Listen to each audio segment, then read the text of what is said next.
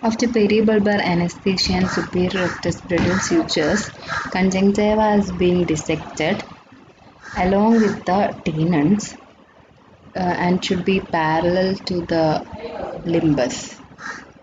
After adequate dissection to expose the sclera, episclerous vessels are being cauterized. Cauterization should be just adequate, should be not too less, not too more.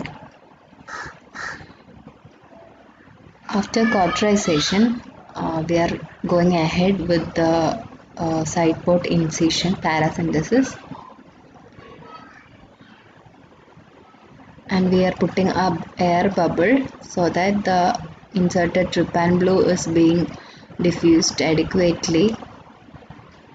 Then we are washing off the excess trypan blue and injecting the anterior chamber with viscoelastic. The excess air bubble is being removed. After that, we are starting with the rhexis. Initial flap is being created and which is being followed through in a circular fashion along the inner border of pupil. In between, if there is a visco leak through the side port, we can inject visco in between after taking out the cystitome. Here I have reached till the superior part. I have to make the flap in its position so that we will get a good rhexis, circular rhexis. Here I have put the paracentesis a bit inferiorly, should be a bit more superior so that we will get a free range of movement. Towards this part it was getting a bit smaller and my grade of nucleus was NS2, nucleus closest 2.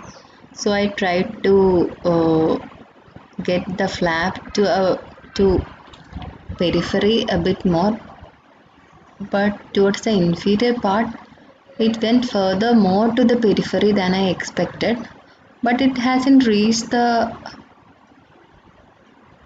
equator because the pupil is not that well dilated as we can see, and I could successfully pull through the flap to the center and could finally complete the flap, though it was a bit oval. Now I am starting with the sclerocorneal tunnel. It should be a non-hesitant single cut, and with a crescent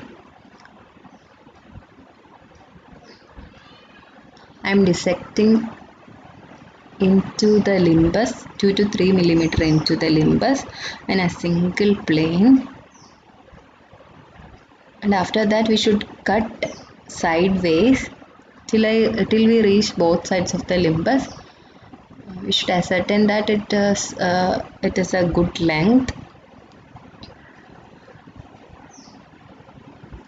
Then we have to enter the anterior chamber with the keratome. With the keratome we should enter in the same dissected plane,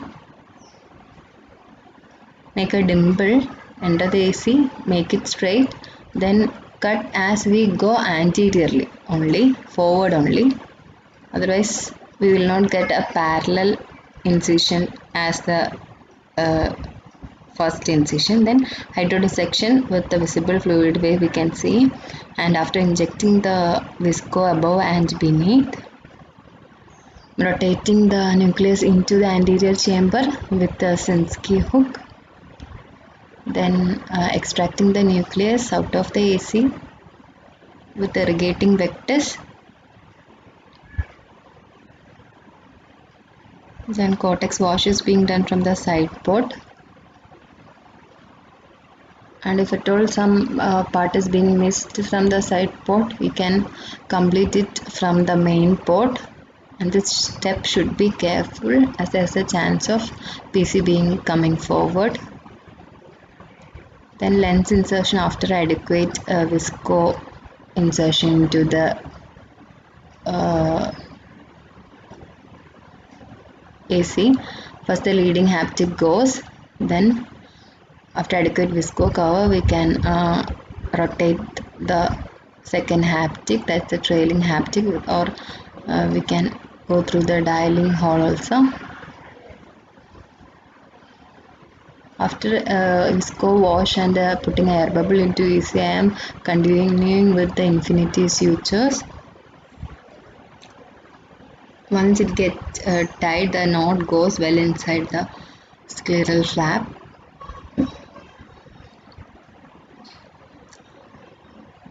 Then the conjunctiva is being closed with the cautery.